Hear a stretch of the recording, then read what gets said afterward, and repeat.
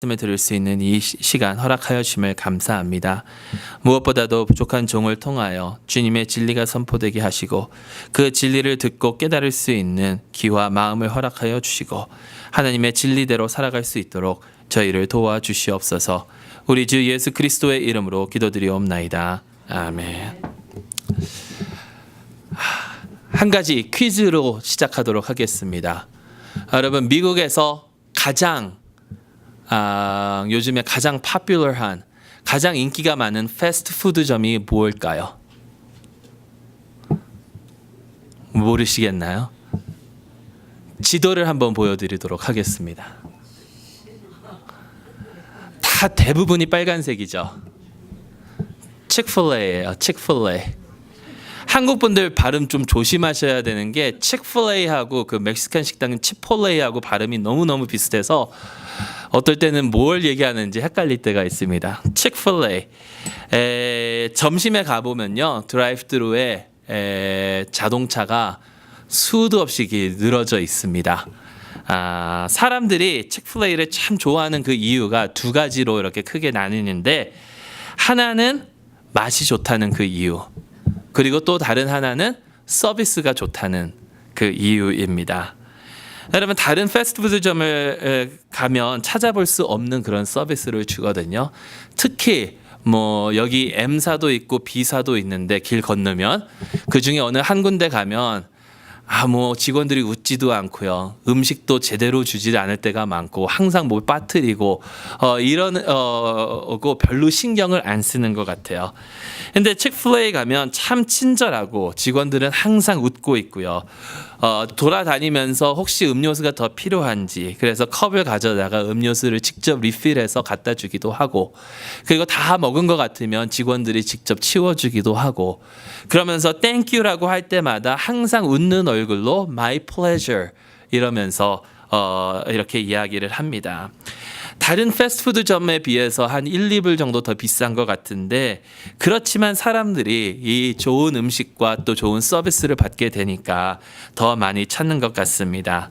이 아틀란타에서 시작된 이 식당은요, 크리스찬 밸류를 가지고 또 가족을 중요시 여기는 그런 식당입니다. 그래서 다 아시겠지만 주일날은 문을 닫습니다. 직원들이 교회에 가서 예배 드릴 수 있고 또 가족과 함께 시간을 보낼 수 있는 그런 혜택을 주려고 주일날 문을 닫습니다. 근데 가끔가다 주일날 문을 여는 경우가 있습니다.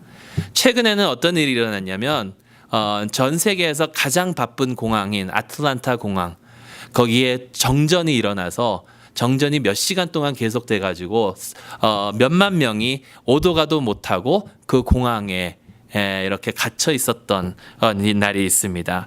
그때 치크필레이가 그 소식을 듣고 문을 열고 그 많은 사람들에게 무료로 음식을 제공을 했습니다. 여러분, 여기에서 눈 조금 오면 별거 아니지만 사실 남쪽은 눈이 오면 제설 작업이 되지 않으니까 차가 움직이지를 못하거든요. 그럴 때 몇 년 전만 하더라도 알라바마 이런 데에서 하이웨이가 완전히 눈 때문에 막혀서 사람들이 이틀 동안 움직이지도 못할 때가 있었습니다.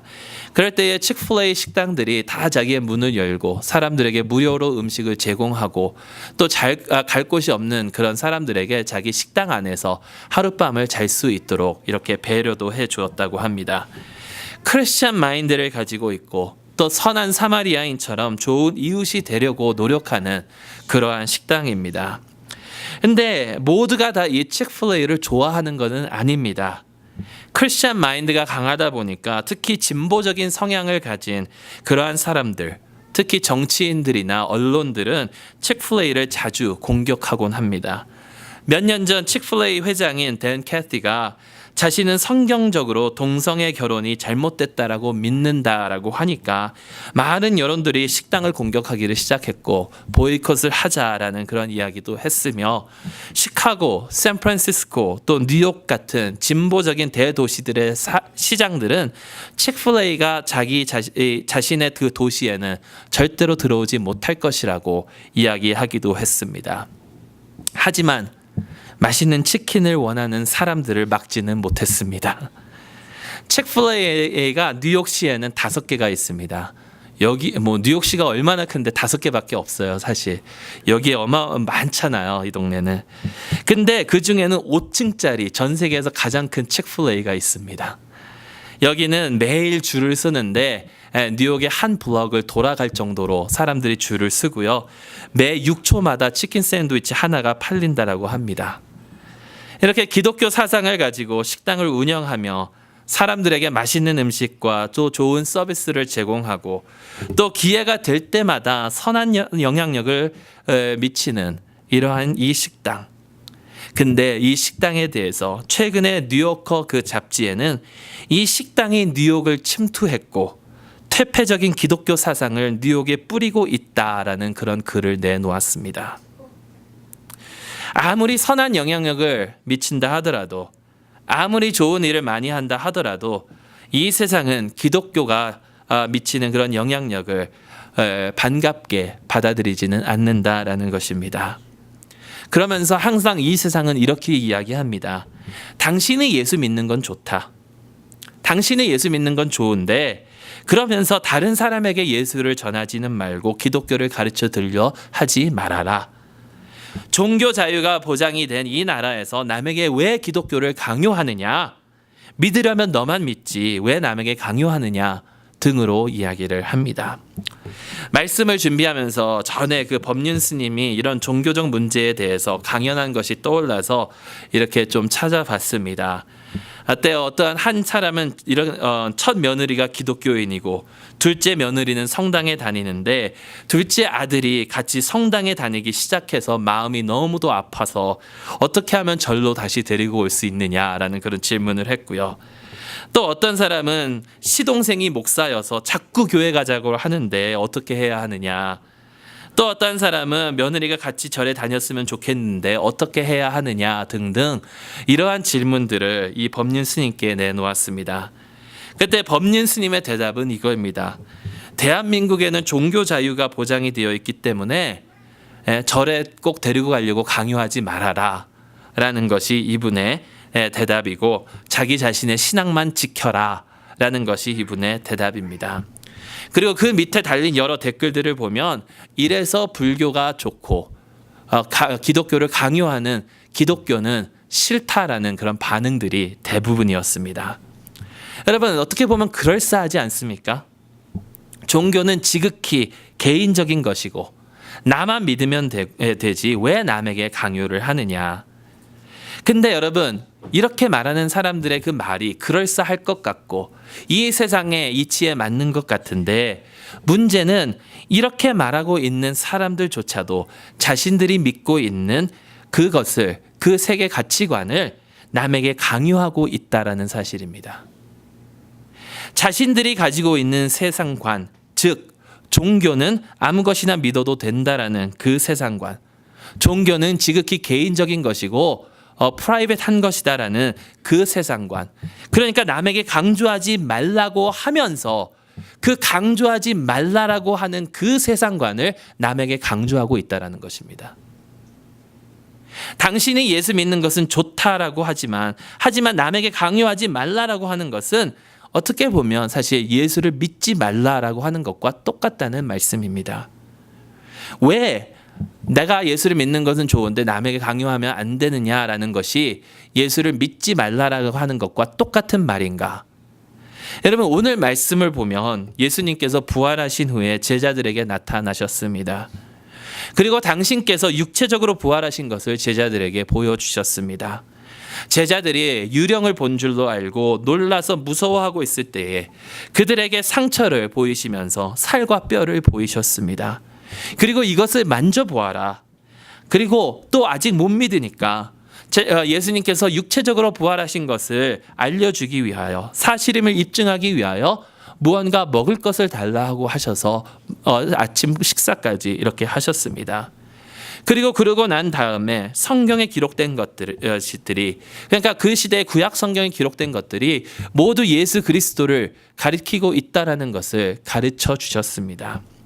이것은 마치 저희가 오늘 본 그 말씀 전에 나오는 그 엠마오에 가는 두 제자에게 나타나셔서 모든 모세와 선지자 즉 구약 성경이 예수 그리스도를 가리키고 있다라는 것, 그래서 그들에게 가르쳐 주시고 또 떡을 떼어 주시는 것과 흡사한 그런 내용이지요.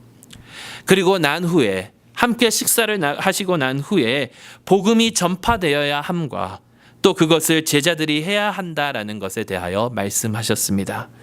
46절에서 48절 말씀 다시 한번 보시겠습니다. 또 이르시되 이같이 그리스도가 고난을 받고 제3일에 죽은 자 가운데서 살아날 것과 또 그의 이름으로 죄사함을 받게 하는 회개가 예루살렘에서 시작하여 모든 족속에게 전파될 것이 기록되었으니 너희는 이 모든 일의 증인이라. 너희는 이 모든 일의 증인이라. 여러분, 무엇의 증인입니까? 이 모든 일, 즉 예수 그리스도의 부활과 그의 복음의 증인이다라는 것입니다. 복음. 여러분, 복음이 무엇입니까? 사실 수요일 날 잠깐 설명을 드렸는데요. 복음이라는 것이 사실 기독교에만 있는 것은 아닙니다. 당시에 그 복음서를 쓴 그 사도들과 제자들이 왜 이 복음이라는 단어를 택했을까?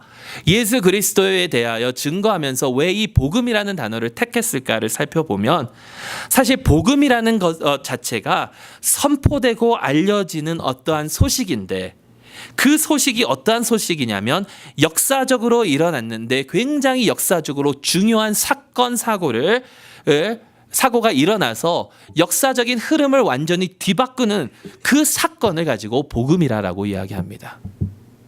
그래서 여러분, 예수 그리스도의 삶과 죽으심 그리고 그의 부활을 복음이라고 정한 이유는 그 사건 사고가 바로 역사적인 흐름을 완전히 뒤바꿔 놓은 그 사건이기 때문이라는 것이죠. 근데 예수님 외에도 다른 어떠한 역사적으로 위대한 역사적으로 중요한 사건이 있으면 그 시대의 사람들은 그것을 복음이라고 했습니다. 예를 들면 고대 문서 중에 이렇게 시작하는 문서가 있습니다. 이것은 가이사 어거스터스의 복음의 시작이다.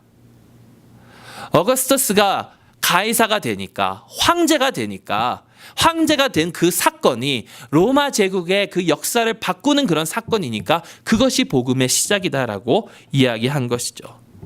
근데 여러분, 그 맥락에서 받아들이면 복음이라는 것은요, 내가 받아들이고 안 받아들여도 되는 것이 아니라는 사실이에요. 왜냐하면 복음은 역사적인 사건을 이야기하고 있기 때문에 어거스투스가 나의 황제는 아니다라고 로마 제국에서 살아가면서 그렇게 말할 수는 없다라는 것입니다.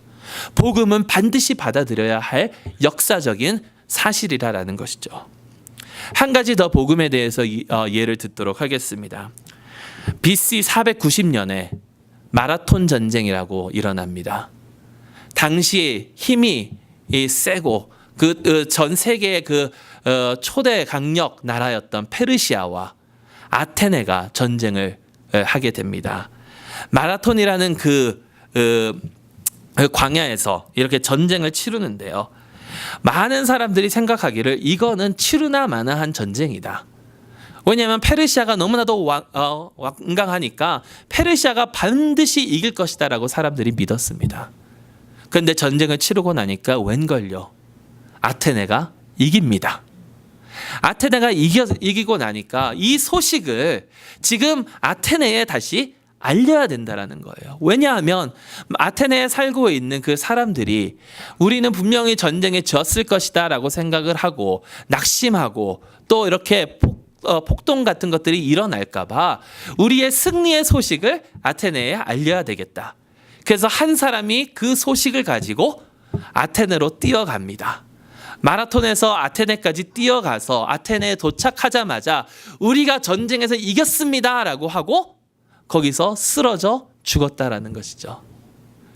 우리가 이겼습니다라는 이 역사적인 그 사건을 선포하는 바로 그것이 복음이었다라는 거예요. 여러분 다 아시겠지만 그가 뛰어간 거리가 42.195km. 미국에 오래 사신 분들은 26.2마일. 결국에 현재 마라톤의 그 거리죠. 복음이라는 것이 바로 이런 것이라는 것입니다. 역사적인 사건, 역사의 흐름을 완전히 뒤바꾸는 그 사건. 여러분, 예수 그리스도의 십자가의 사건이야말로 이 세상의 역사를 완전히 뒤바꾼 사건이 아니고 무엇이겠습니까? 예수님께서는 제자들에게 너희는 이 복음의 증인이라 라고 말씀하고 계신다라는 겁니다. 그렇다면 예수님을 내가 진정으로 믿는다면 이 복음을 증거할 수밖에 없다라는 것이죠. 지난주 저희가 함께 누가복음 10장에 나온 말씀을 언급하였는데 예수님께서 사탄이 하늘로부터 떨어지는 것을 보셨다라고 하셨는데 그것은 예수님께서 당신은 하나님의 아들이시고 하나님이심을 말씀하고 계신 것이라고 설명드렸습니다. 이 세상에 창조되기도 전에 스스로 계셨던 그분, 스스로 계신 그분을 우리가 진정으로 믿는다면 그분이 이루신 그 사건을, 그분이 이루신 그 사역들을, 또 그분을 통해서 죄 사함을 받게 되는 그 사역, 그 좋은 소식을 우리는 선포하며 살아갈 수밖에 없다라는 것입니다. 그러니 여러분, 누군가가 너 예수 믿는 것은 좋은데 예수를 남에게 강요하지 말라라고 하는 것은 예수 믿지 말라라고 강요하는 것과 똑같다는 이야기입니다. 즉 자신들이 믿고 있는 세계관, 즉 종교는 아무 것이나 믿어도 되고 개인적인 것이라는 그 세계관을 기독교인들에게 강조하고 있다라는 것입니다. 종교는 주관적이고 절대적인 진리는 없다라고 말하면 그 말 자체가 사실 어떻게 보면 사실이라면요. 종교는 주관적이고 절대적인 진리가 없다라는 그 말 자체가 사실이려면 그 말 자체도 절대적인 진리가 될 수 없다라는 것이죠. 그 말 자체가 절대적인 말이어서 그 주장하는 사람이 스스로 만들어낸 그 함정에 빠지던지. 여러분, 어느 것이 더 배타적입니까? 예수를 믿는 것이 진리이기 때문에 나는 예수를 증거할 것이요 라고 하는 것과 종교는 주관적인 것이기 때문에 남에게 강요하지 말라라고 강요하는 그것, 어느 것이 더 배타적인가요? 둘 다 어떻게 보면 자기가 믿고 있는 것을 남에게 강요하는 것입니다. 그러니 남에게 종교를 강요하지 말라라고 강요하는 사람들은 자신이 믿고 있는 그것에 대해서 무지하거나 솔직하지 못하다라는 것이죠. 자, 여러분, 우리는 그리스도 예수의 그 복음에 증인이 되어야 될 줄로 믿습니다. 아니요, 이미 증인입니다. 오늘 말씀하시기를 너희는 이 모든 것의 증인이 될지어다가 아니고 너희는 이 모든 것의 증인이라. 이 말씀은요, 예수 그리스도를 진정으로 믿는다면 그분을 증거할 수밖에 없다라는 것입니다. 왜요? 왜냐하면 예수 그리스도의 그 복음의 소식은 너무도 크고 놀랍고 좋은 것이기 때문에 그렇다라는 것이죠. 그 예수 그리스도께서 무엇을 해주셨는데 그것이 크고 놀라운 소식인가? 여러분, 예수 그리스도의 복음이 좋은 이유는요, 그 복음으로 말미암아 그가 우리에게 주시는 무언가가 있기 때문이다라는 겁니다. 그 주시는 무엇이, 그 주시는 그것이 무엇인지 여러분 아십니까? 오늘 예수님께서 주시는 것은 바로 이것입니다. 너희에게 평강이 있을지어다. 이 말을 할 때에 36절에 이 말을 할 때에 즉 이 엠마오의 길에서 예수님을 만난 그 두 제자가 자신들이 예수님과 경험했던 것들 다른 제자들에게 말하고 있을 그때에 예수께서 친히 그들 가운데 서서 이르시되 너희에게 평강이 있을지어다 하시니, 부활의 예수님께서 제자들에게 주신 것은 평강입니다. 제자들은 놀랍고 무서워했습니다. 그도 그럴 것이 예수 그리스도를 통해서 새로운 왕국에 대한 소망이 있었는데 예수님의 죽음으로 말미암아 그것이 사라졌고, 또 죽은 지 사흘 만에 예수님의 시체가 사라졌는데 누군가는 부활했다라고 얘기하는데 그거에 대한 확신은 들지 않고 있었을 그때 예수님께서 그들 가운데 서 계시니 얼마나 두려웠겠습니까? 그런데 그렇게 두려움에 떠는 그들에게 예수님께서는 너에게 평강이 있을지어다 라고 말씀하고 계십니다. 여러분, 우리 자신을 되돌아보시기 바랍니다. 우리도 어떻게 보면 두려워할 수밖에 없는 존재들이 아닙니까? 우리의 부족함과 우리의 실패, 우리의 삶의 무너짐을 보면 하나님 앞에서 부끄러울 수밖에 없고 책망의 말씀을 들을 수밖에 없는 그런 존재가 바로 저희입니다. 아니, 실수만 했다라면 그나마 나을 수 있을 텐데, 하나님 앞에서 실수를 한 것이 아니라 하나님을 대적하고 우리 욕심을 챙기기에 바빴으며 우상을 섬겨왔던 자들이 바로 우리 자신들이 아닙니까? 하나님의 심판을 받아야 마땅한 우리에게 오신 부활의 예수 그리스도는 그럼에도 불구하고 우리를 책망하지 않으시고 우리에게 평강을 주신다라는 것입니다. 하나님과 우리 사이의 평강, 또 우리와 우리 이웃 간의 평강, 이 세상 모든 그 창조물 간의 그 평강. 여러분, 이 평강은요, 단순히 서로 다투지 않는 그러한 모습이 아니라 모든 것이 협력되어서 하모니를 이루고 그 완벽한 그 모습을 이루는 그 차고 넘치는 그 평강을 말씀하고 계신다라는 것입니다. 여러분, 성경에 나오는 그 말씀, 혹시 어렸을 때부터 신앙생활을 하셨던 분들이라면 어린이 찬송가에 있었던 그 찬양을 기억하실 것입니다. 사자들이 어린 양과 뛰놀고 어린이도 함께 있는 참사랑과 기쁨의 그 나라. 그러면 아이가 독사굴에 손을 넣어도 물지 않는, 그러니까 모든 것들이 함께 어우러져는 그러한 평강. 우리를 만나주신 부활의 예수 그리스도를 통해서 그러한 평강이 저에게 오는데, 그러한 예수 그리스도를 통해서 우리는 우리를 향하신 하나님의 마음을 알 수가 있습니다. 우리의 부족함과 믿음 없음과 또 욕심과 이기적인 마음을 하나님께서는 뻔히 아심에도 불구하고 우리를 용서하시고 우리를 주님의 자녀로 삼아주신 하나님. 이 세상은 우리의 실수나 부족함을 용서하지 않지만 우리를 받아주시고 우리를 자녀로 삼아주신 그 하나님의 그 사랑. 내가 너무나도 부족하기에, 내가 하나님 앞에서 너무나도 많은 죄를 지었기에 두렵고 떨리는 그 마음 가운데 있을 때에 우리에게 허락하여 주시는 하나님의 그 평강. 이 모든 것이 여러분 오직 부활하신 예수 그리스도를 만날 때에 가능한 것이다라는 것입니다. 그렇다면 여러분, 여기 오늘 아직 이 예수 그리스도께서 주시는 평강을 모르시는 분들이 계시다면 여러분들께 이 말씀을 꼭 드리고 싶습니다. 예수 그리스도의 삶을 살펴보시기 바랍니다. 예수님께서 제자들에게 오셨을 때에 믿으라라고 하지 않으셨고 내 손을 만져보고 내 발을 만져보고 이 뼈와 살을 만져보라라고 말씀하셨습니다.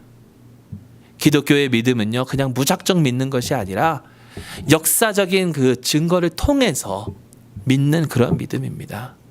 그렇기 때문에 아직 예수 그리스도의 평강을 모르시는 분들이 계시다면 한번 살펴보시고 연구해 보시기 바랍니다. 예수 그리스도께서 이 세상에 오셨고 우리가 마땅히 살았어야 할 그 의로운 삶을 사신 그분의 삶과 우리의 죄를 짊어지시고 십자가 위에 올라가셔서 우리를 위하여 대신 죽으신 그 죽음, 그리고 사흘 만에 부활하셔서 우리에게 부활의 소망을 주시는 그 예수 그리스도의 삶과 사역을 살펴보시기 바랍니다.